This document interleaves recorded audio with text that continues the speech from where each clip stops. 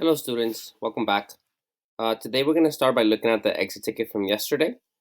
75% of you got this question right, that the Gothic architecture started in the 1100s. Gothic architecture uses mostly rounded arches. That's false. It is pointed arches. They are somewhat round, but there is a point at the very top. They are pointed arches. Gothic architecture started in France. The term Gothic was not used during the medieval period. It wasn't like they said, "Oh, let's create a Gothic church." It wasn't that way. They called it modern. Gothic doesn't come. It's not named Gothic until after during the Renaissance. So people in the Middle Ages, they didn't call it Gothic architecture. The use of the flying buttresses allowed for Gothic churches to be so high and so airy. Which of the following is a Gothic church? The answer was C, and let's look at the question. C is this one. It can't be B because this one has a dome. Gothic churches don't have domes. It can't be B. There's also a dome in the back, as you can tell. This is ancient Rome, and it can't be C because this one's I think this is the hardest one. It's between A and C. It's not C because it doesn't have a lot of windows. It doesn't have like the spires that are famous in the Gothic churches. I believe this is Romanesque, which is earlier medieval period. The one on D is Santa Maria del Fiore, which was created during the Renaissance. Today we're finishing up Gothic churches or Gothic architecture. We're summarizing, and then we're comparing it to the Renaissance churches or Renaissance architecture. Again, to summarize, Gothic architecture has pointed arches, like this one, has a lot of stained glass, it has these spires, and it has these structures called flying buttresses. Developed in France in the 1100s, 1000 to 1100s, and it became the major style during this time. And this type of architecture is replaced by Renaissance architecture, and that's the main focus today. Renaissance architecture. Remember, you have to remember what they were trying to recreate. They are trying to recreate the classical period. So let's look at some classical structures. Let's look at classical Greece buildings. Okay, so the people of the Renaissance, they are trying to recreate these structures. They are in love with these columns.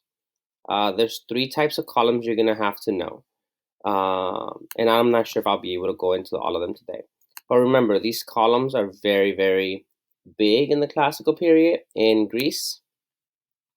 Very popular. They're called columns. There's another one right here. I just saw it. This one. Columns. This is mainly from Greece. The Greeks were really big on columns. The column at the very top, these are called capitals. These are called capitals. This one is an Ionic capital. It's called an Ionic capital. Another Ionic capital. So from ancient Greece, the people of the Renaissance, they are trying to recreate this style. They see it as beautiful, as magnificent. They see the Gothic style as being wild, too much, backwards, kind of. It's a little too much for them. So this is from ancient Greece. Now from ancient Rome, let's look at the other one. From ancient Rome, they have these arches. You see these arches here? I'll zoom into this. These are rounded arches, completely rounded arches.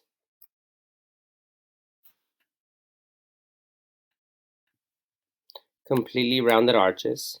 The Romans are also using columns. They're also using columns that they borrow from the Greeks. Here are more. Let's see if I can find more arches. Here are more art. This is the same one. This is the Colosseum in ancient Rome. This is where the gladiators fought. And another big thing about ancient Rome was the use of the dome. The use of the dome. It's kind of like a semicircle. Gothic churches do not have domes. The ancient Romans used the dome. This is St. Peter's Basilica, created during the Renaissance. And here, I'm gonna try to find a better image that shows you the classical influence. I spelled everything here. That's okay. St. Peter's Basilica. So this image, this structure was created in during the Renaissance, and it is a perfect example of classical influence on the Renaissance. I just wanna picture. I don't wanna. Here's a perfect example of classical influence on the Renaissance. Here you have the column.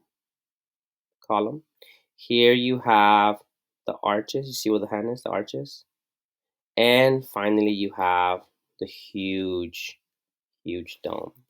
So Renaissance architecture is different than the um, than the Gothic architecture. And the Renaissance architecture borrows heavily from the classical period, mainly in the columns, the arches, and the use of the dome. One of the most famous structures created in the Renaissance was Santa Maria del Fiore in Florence. This structure was actually created during the late medieval period.